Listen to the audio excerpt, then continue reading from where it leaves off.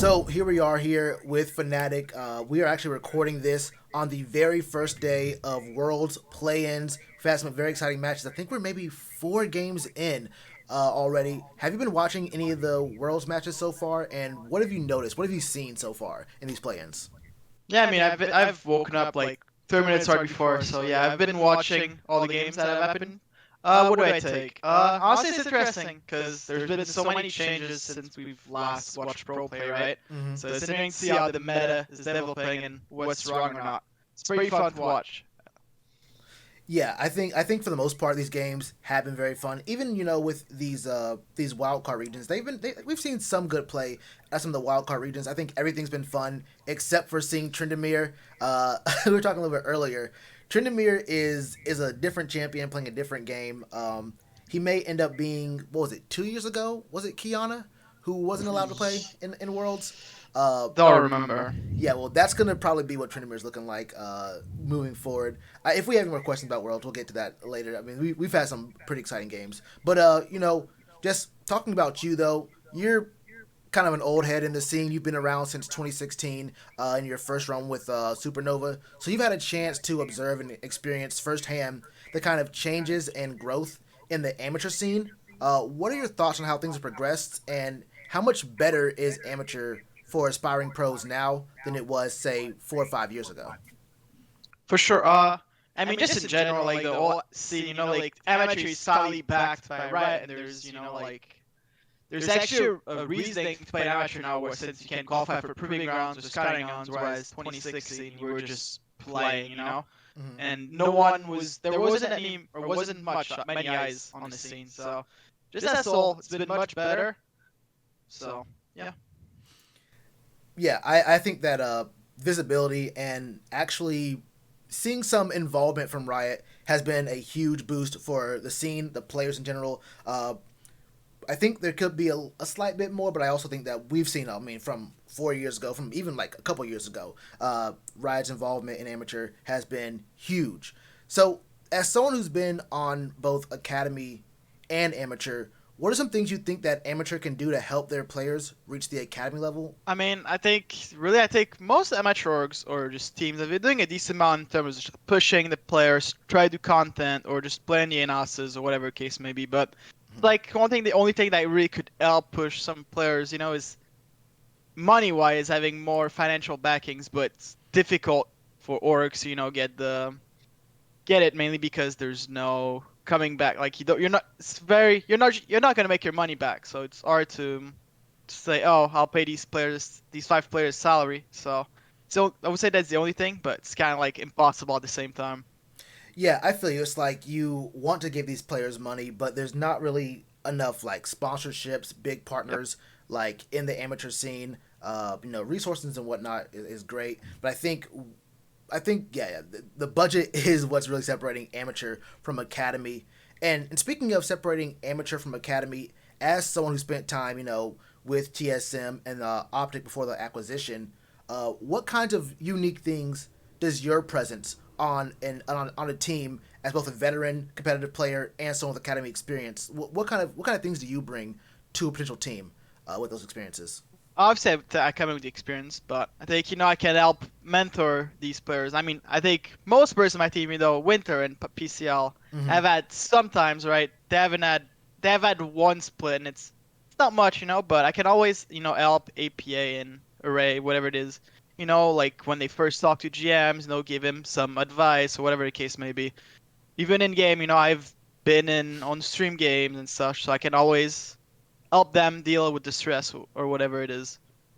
And you know what? That's actually a good point. I want to know what would your best advice be? Don't give away any of the keys to the kingdom, but like what would your best advice be for like someone like APA or some of these very very good younger amateur players when trying to make their name or when trying to talk to a GM or a coach for visibility? What's like the one piece of advice that you think is most helpful for up and coming amateur players? Mm, advice. Best one. Let me think. Honestly, just keep showing what you have. Like everyone has different assets. Mm-hmm. So as long as you keep showing to people what you have, some people will like what you have, and you they may get a chance or some visibility from some teams. Okay, so play to your strengths kind of thing, and Yeah. always be consistent with what you have. I like that advice. I like that advice. Uh, that's one thing that I think is very strong. Consistency and being out there. I think being visible is definitely a very strong asset for these younger players.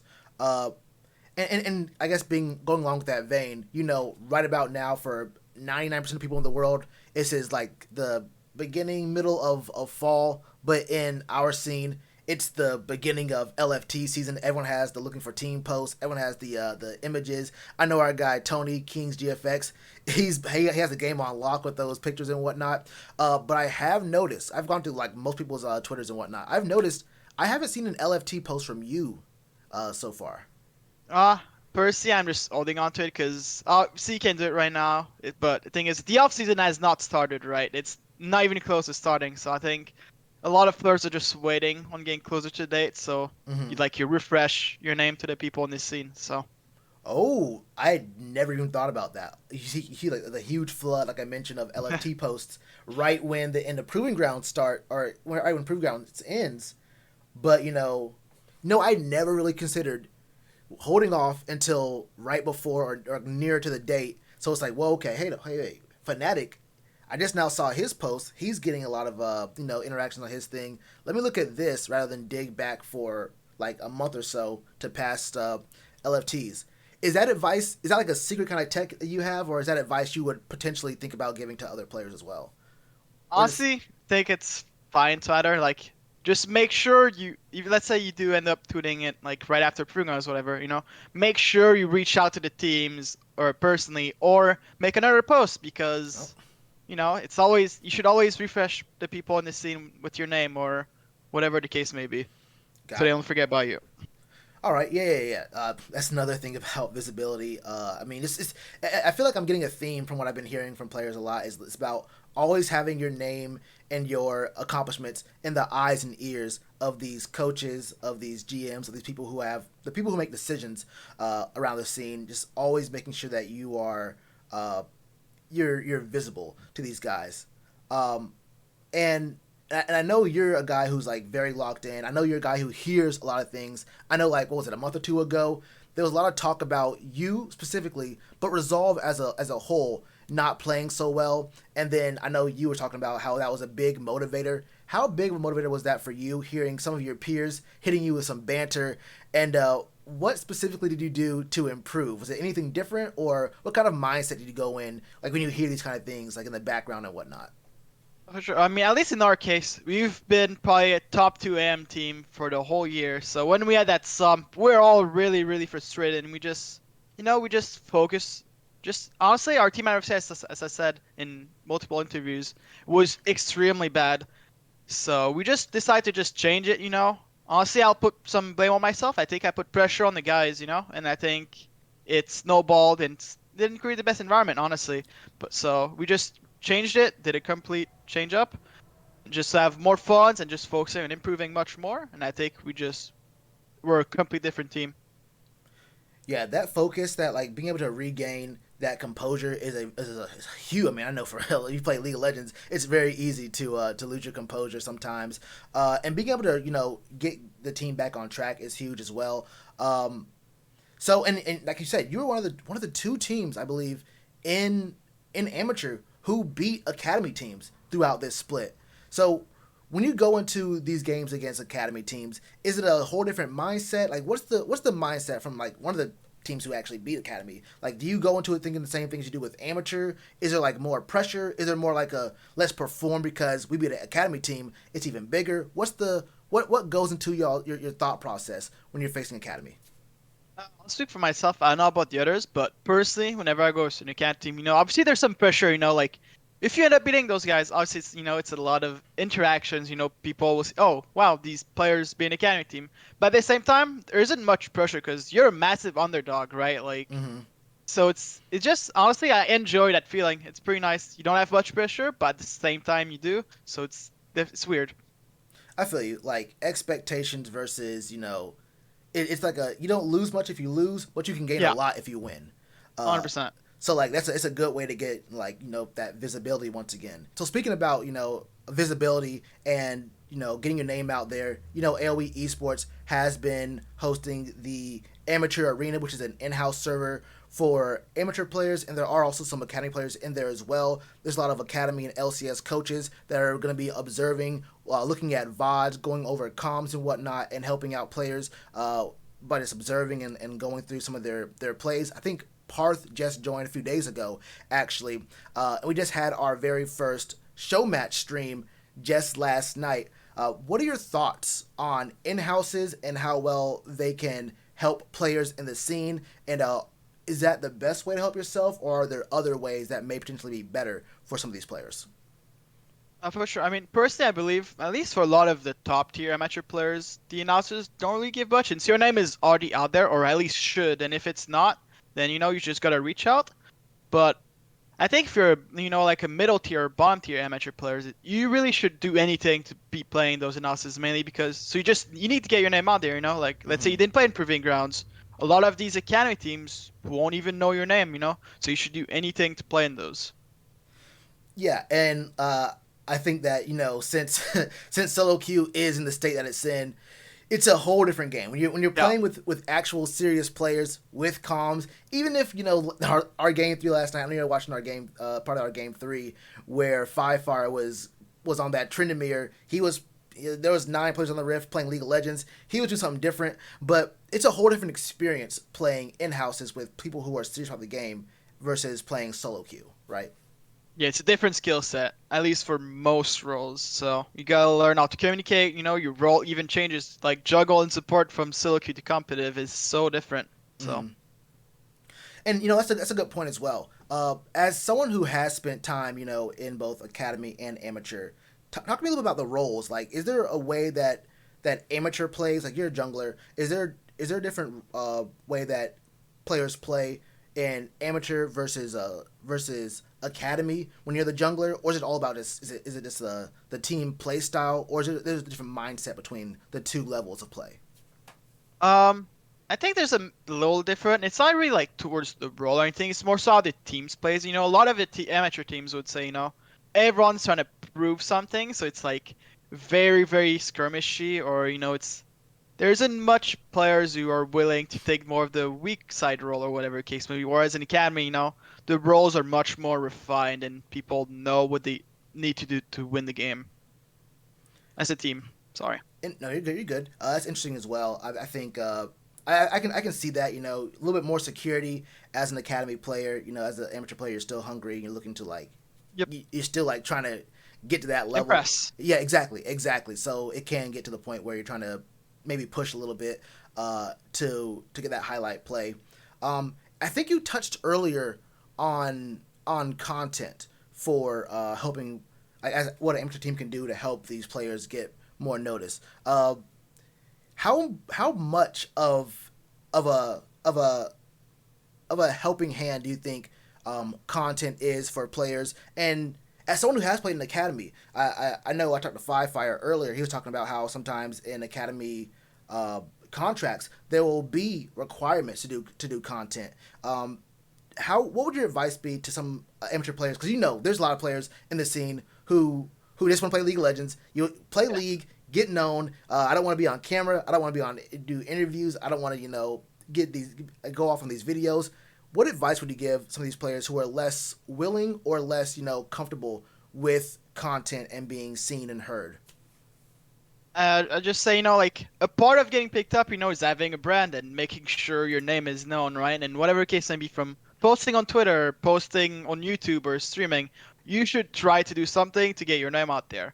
Luckily, I think I'm on. There's some players who need to do less of it. Like I would like Five Fire wouldn't. He doesn't need to do much more content to get his name out there, Mm-hmm. but it's still nice to do it. So it refreshes, as I said, refreshes your name to some people. So people should always look to do some sort of social media content, I think. Where do you see yourself in? I think the hierarchy of players who are most likely to get to that next level. Do you see yourself as one of the better players to get a shot at the academy or LCS level?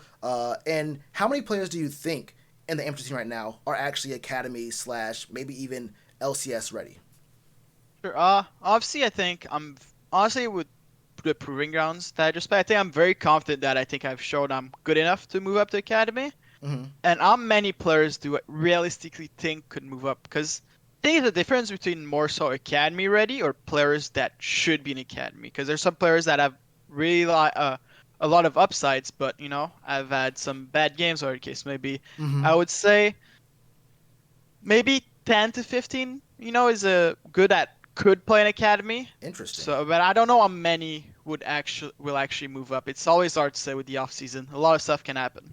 And that's a really good point as well. I think the difference between, could, will, should make it up there, how viable, like how linear do you think the path to pro is in amateur? Like is it very like, what's the word? Like a meritocracy? If you have the merit, if you have the skills, you will get to academy, you will get to LCS, or how is it very linear, or is it not quite as linear as just being good on the Rift? There's a mix, I think. Obviously, I think at least for LCS, it's much more difficult to move up from academy to LCS. But going from amateur to academy, I think if you show you're good enough, you definitely will get the chance, I would say. Whereas the academy to LCS, you kind of need to get lucky, like a team needs to remove a player or need someone from academy and they're not willing to import. So I would say to move up to academy, it's definitely much more merit based. Okay, I'm glad you said that because I actually do agree with that. But you said something else there that I want to touch on, and I think you know what it is. Imports, right? Mm, We all know about it. North America, you've heard the narratives. I'm sure whether you're heavy on it or not, you've seen what they say on Reddit, the Twitch chats, all this, NA, the imports and whatnot. How strong or how viable of a method do you believe importing is for NA? And do you think that that importing is a strong strategy for NA teams, or do you think that if North American teams invested more in their academy and amateur levels, would there potentially be a better shot for NA in Worlds, or at least to perform better consistently by building up the talent that's here in the region already? I would say I have mixed things, but obviously I think if you have imports, your goal should be competing for worlds or like be a top tier teams. Mm-hmm. But if you're not, I believe you should be trying to at least. I don't really care if it's developing imports or NA talent. Like you should definitely be trying to have younger players. Like if you're bottom tier teams and you have full of imports and you're spending a lot of money, you're doing wrong as an organization. Mm-hmm. So that's my take on it. That's actually a very interesting take. And wait, before I go on, do you consider the OCE talent to be imports, or do you consider them to be NA right now? I do consider them to be imports, but it's a mixed things. You, Yeah, it's a mixed thing. I would say so, but at the same time, not. like a technicality kind of. I feel you. I feel you. Yeah, I have the same kind of mixed feelings about what exactly to call it with the with the league going the way it did. But I can definitely understand your perspective on that. I think it is about I think what you're saying is it's about intent. Like if you Yep. are a good team, then try to win. But if you aren't right there, then there should be some sort of responsibility to help out younger talent, whether they're here or not. I can definitely see that argument, and that's actually an argument I don't expect I'm going to hear from very many players. But I can definitely see that. I can definitely understand where you're coming from. I think a player like you, who's been around the block, and it's so weird because you're only 20, right? So Yep. in the real world, you're mad young, but in Yeah. in league years, you're almost reaching up there with with the AARP members, and you're about ready to retire. But I think you've been playing really great, man. I think you've actually Thank you. I think you've shown that you could definitely hang in the academy once more. I think your experience speaks for itself, and I mean the performance that you guys had this in this proving grounds split was great. So before I let you go, the floor is yours. I want to just know: do you have anything you want to pitch? You have anything you want to shout out? Anything you wanted to say to anyone out there? Floor is yours. Um, Anything out there? I just one thing I think I've had a problem at least with this in amateurs. I think Riot needs to implement like a guideline I made a tweet that was, like, can't wait to play TBA at TBA time at TBD at TBD format or TBD time Oh, tomorrow. There needs to nine. be I mean, I'll call it risen out. Like, it was the worst time I think it was this split. Like, we're scrimming a team, and little did we know we could play them the next day, so we would have to cancel our scrim. I think there needs to be some rule instead that a format needs to be announced, and that the teams you will face needs to be announced like a week before, whatever the case may be. But yeah, that's the only thing I have to say. That was my main issue I've had with amateur that I needed to get off my chest. Hey, and I'm glad you did so. I don't remember if it was risen for me. I know there was one tournament where the way it was set up, the format was just different than all the other ones. And it was kind of confusing. There's a lot of talk on Twitter about whichever one that one was. And I think with this being the first year of Proving Grounds, there was a lot of learning pains, right? You guys were basically the guinea pigs for the Proving Grounds and how it was going to work out. But I think that moving forward, we will see at least the LCS provide a little bit more structure and hopefully an improved framework after seeing how this first split or first year of Proving Grounds went. And I have nothing but high hopes for, or I mean, high hopes. We'll leave that high hopes for how things are going to be run in the future. But for right now, that is all we have time for, man. Fanatic, I thank you for coming here, talking with me, and thank you for being so like candid and open about your feelings. I feel like a lot of times players may not be as comfortable saying what they really feel, and I think that this is important to get the perspective of players who are very good at the game, like you, to say, I like some things about how things are run, but there's some things that do need to be either changed or improved or shifted a bit, and that's how we get those things to change when people do bring them up. So I definitely want to show appreciation for that, man. For AOE Esports, this is Fanatiik, one of the best junglers in amateur right now. Hope to see you at the academy stage and potentially soon after that on the big stage. You feel me? So that's all we have time for, guys. Thank you for watching. And until next time,